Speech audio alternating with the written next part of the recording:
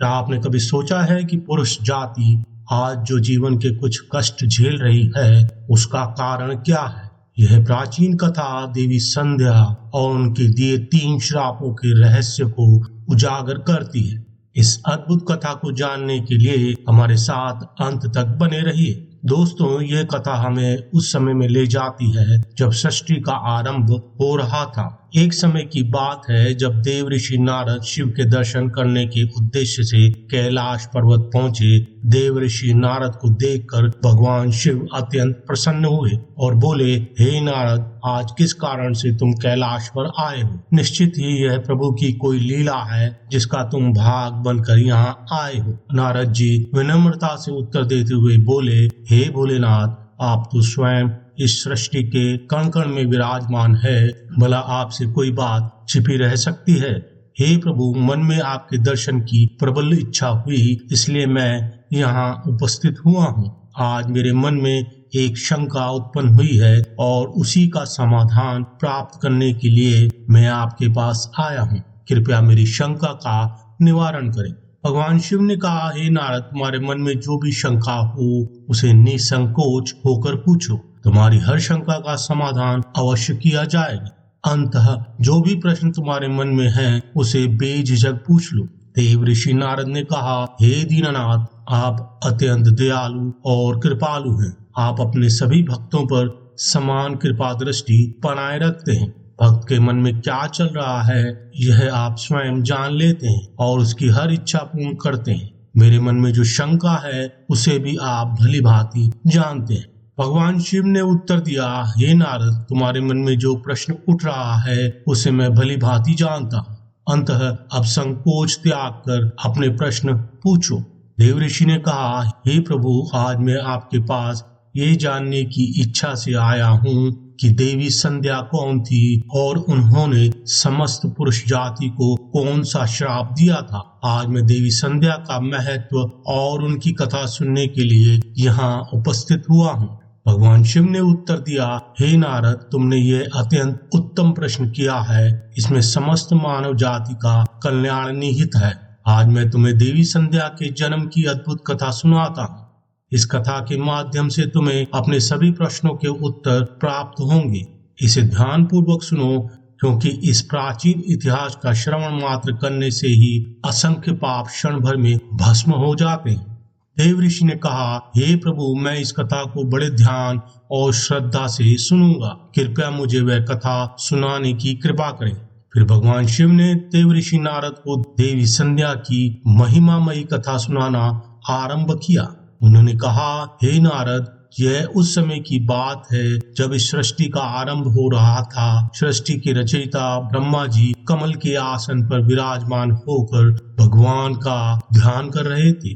तभी उनके मन में सृष्टि के निर्माण की इच्छा जागृत हुई। उसी समय उनके मन से विचार उत्पन्न होने पर त्रिभुवन सुंदरी कन्या का जन्म हुआ। वह कन्या अत्यंत सुंदर और मन मोहिनी थी। चूंकि वह ब्रह्मा जी के मन से उत्पन्न हुई थी, इसलिए वह उनकी मानस कन्या कही गई। उस समय ब्रह्मा जी ध्यान में लीन थे और ध्यान के इसी क्षण में वह कन्या उत्पन्न हुई, इसलिए उस कन्या का नाम संध्या रखा गया। जब ब्रह्मा जी ने उस अत्यंत सुंदर कन्या की ओर देखा तो कुछ क्षणों के लिए उनका मन विचलित हो गया। उसके मनमोहक रूप को देखकर ब्रह्मा जी मोहित हो गए और उनके मन में क्षणिक रूप से काम भाव उत्पन्न हो गया। ब्रह्मा जी की ऐसी विचलित दृष्टि पड़ते ही देवी संध्या का तेज क्षीण हो गया, जिससे वे अत्यंत दुखी हो गई और वह स्थान छोड़कर चली गई।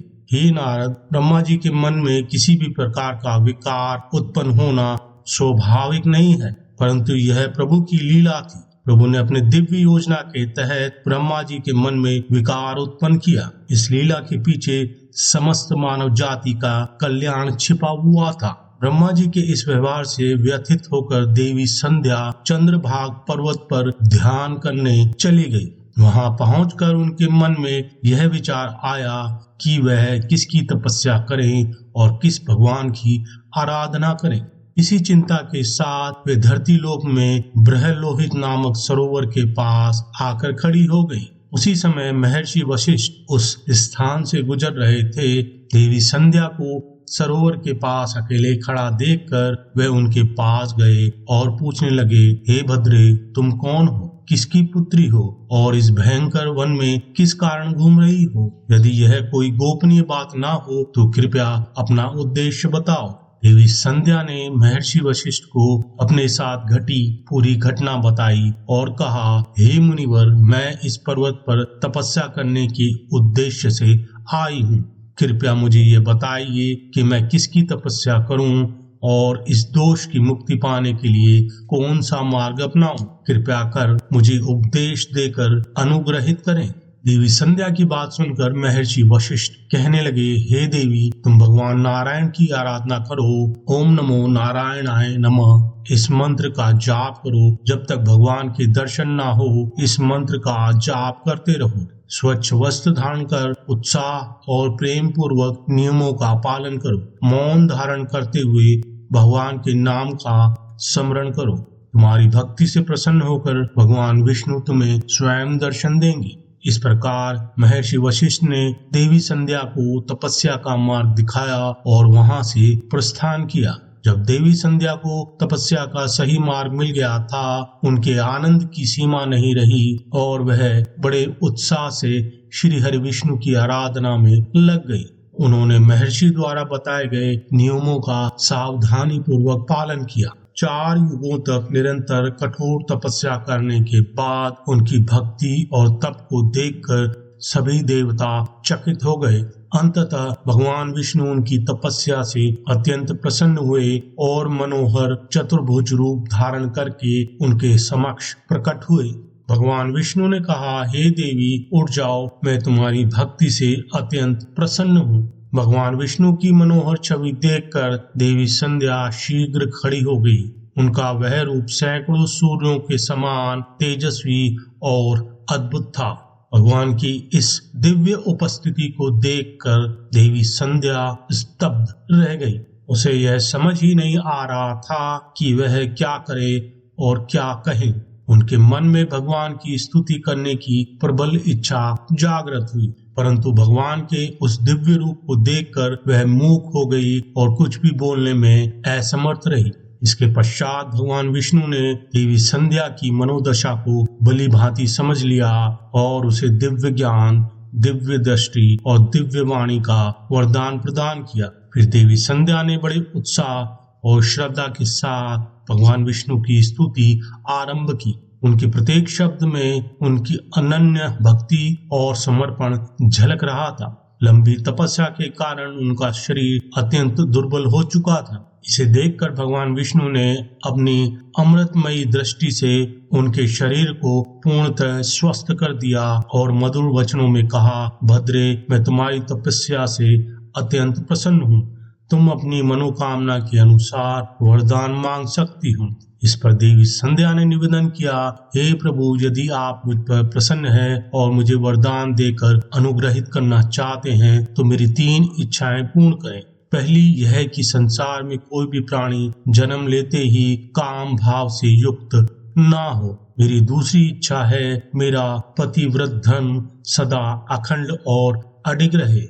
और मेरी आखिरी और तीसरी इच्छा यह है कि मेरे पति के अलावा किसी भी पुरुष के प्रति मेरे मन में कोई आसक्ति उत्पन्न ना हो। साथ ही जो भी पुरुष मेरी ओर काम भाव से देखे वह नपुंसक हो जाए। देवी संध्या की इन इच्छाओं को सुनकर भगवान विष्णु ने कहा, हे कल्याणी, तुमने संसार के कल्याण के लिए उत्तम वर मांगे हैं, मैं इन्हें पूर्ण करता हूँ। आज से संसार के सभी प्राणियों में काम भाव केवल कौमार्य अवस्था के बाद ही उत्पन्न होगा। मनुष्य का जीवन बाल्य, कौमार्य, यौवन और जरा, इन 4 अवस्थाओं में विभक्त रहेगा। तुम्हारे सतीत्व की प्रशंसा तीनों लोकों में होगी और जो पुरुष तुम्हें काम भाव से देखेगा वह तत्काल नपुंसक हो जाएगा। तुम्हारे पति तपस्वी, सुंदर और 7 कल्पों तक तुम्हारे साथ जीवित रहने वाले होंगी। हे देवी, मैंने तुम्हारी तपस्या और इच्छाओं को स्वीकार करके तुम्हें यह वरदान प्रदान किए हैं। अब मैं तुम्हारे मन की बात कहता हूँ। तुमने अग्नि में अपने शरीर को त्यागने की प्रतिज्ञा की थी। ये प्रतिज्ञा इसलिए करनी पड़ी क्योंकि ब्रह्मा जी की दृष्टि तुम पर पड़ी थी। यद्यपि तुम निर्दोष थी, फिर भी तुमने अपने शरीर को त्यागने का निर्णय लिया। यहाँ से पास ही चंद्रभागा नदी है। उस नदी के तट पर महर्षि मेघातिथि एक ऐसा यज्ञ कर रहे हैं जो 12 वर्षों में पूर्ण होगा। इस यज्ञ में तुम अपने शरीर का त्याग कर अपनी प्रतिज्ञा पूरी कर सकती हो, परंतु वहाँ ऐसे वेश में जाना होगा कि मुनियों की दृष्टि तुम पर ना पड़े। मेरी कृपा से तुम अग्निदेव की पुत्री बन जाओगी। जिसे तुम अपना पति बनाना चाहती हो, उसका चिंतन करते हुए उस अग्नि में अपने शरीर का त्याग करना। इतना कहकर भगवान विष्णु ने अपने दिव्य हाथों से देवी संध्या के मस्तक को स्पर्श किया। भगवान के स्पर्श से देवी संध्या का शरीर आटे का बन गया।